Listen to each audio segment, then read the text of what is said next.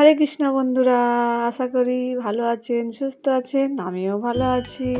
আমি শর্মা প্রতিদিনের মতো আজকেরও ব্লগ নিয়ে চলে এসেছি। নতুন একটা দিন, নতুন একটা ব্লগ, আশা করি ভালো লাগবে। আমি রান্নাঘরে চলে এসেছি, ওদিকে চাল বসিয়ে দিয়ে আমি সবজি বানাতে শুরু করে দিয়েছি। সবজি বানাচ্ছি বরবটি বানিয়ে নিয়ে নিচ্ছি, আর ওদিকে চাল ধুয়ে বসিয়ে দিচ্ছি গ্যাসে।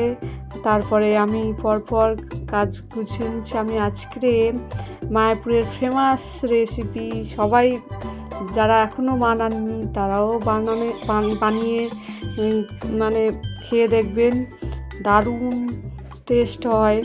একবার ট্রাই করে দেখবেন যারা এখনও বানাননি। আমি তো নতুন বানিয়েছি, মানে এত সুন্দর হয়েছে সে আর ধারণার বাইরে।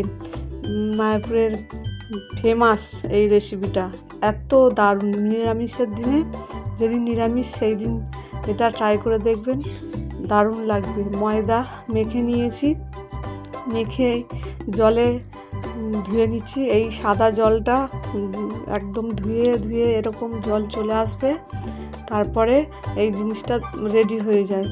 ময়দা রেডি হয়ে গেছে। আর তারপরে হচ্ছে আমি আদা, কাঁচা লঙ্কা,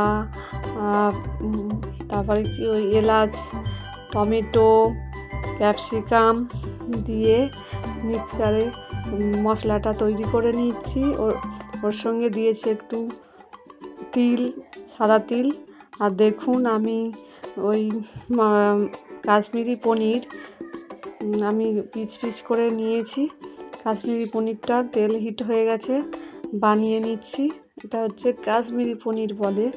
আমি দারুণ স্বাদের হয়। আর দেখুন মানে দিচ্ছি আস্তে আস্তে, বড় বড় ফুলে বড় হয়ে যাচ্ছে।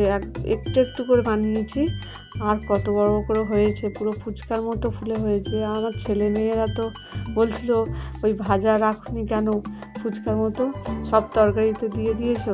আমি বলি অল্প করে করেছি, কেমন লাগবে না লাগবে ওই জন্য অল্প করেই করেছি। প্রথম ট্রাই করলাম, কিন্তু এত সুন্দর হবে ধারণার বাইরে। শুভময়ের বাবাও প্রসাদ পেয়ে বলেছে দারুণ হয়েছে।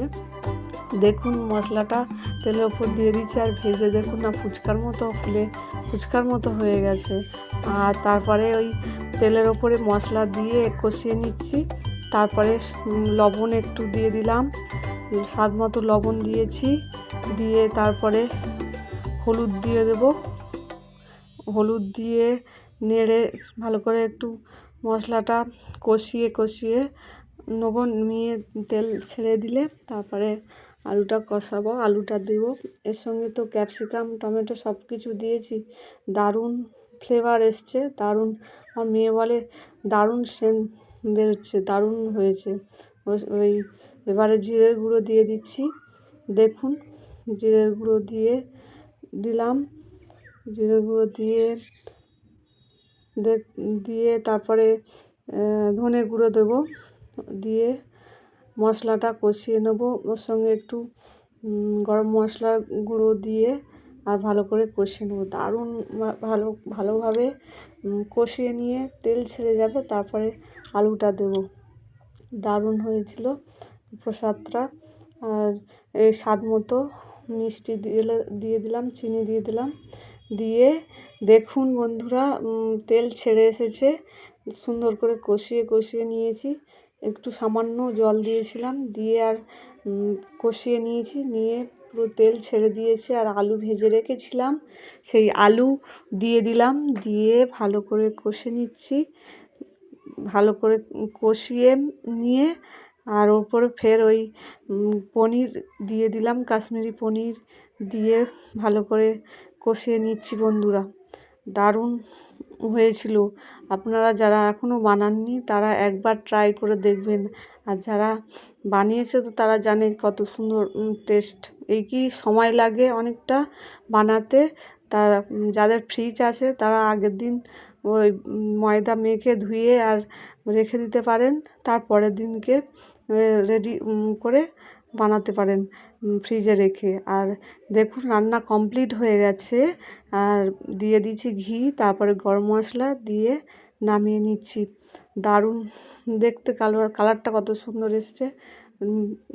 আর লক্ষ্মী ঠাকুর যদি বাড়ি আসে এরকমভাবে এই সবজিটা করে মানে এই পনিরটা বাড়িতে বানিয়ে সবাইকে খাওয়াবেন, দেখবেন সবাই বলবে ভালো হয়েছে, দারুণ হয়েছে। আমি তো ওই প্রসাদ পাচ্ছি, লেবু, গন্ধরাজ লেবু। এই পর্যন্ত ভিডিওটা।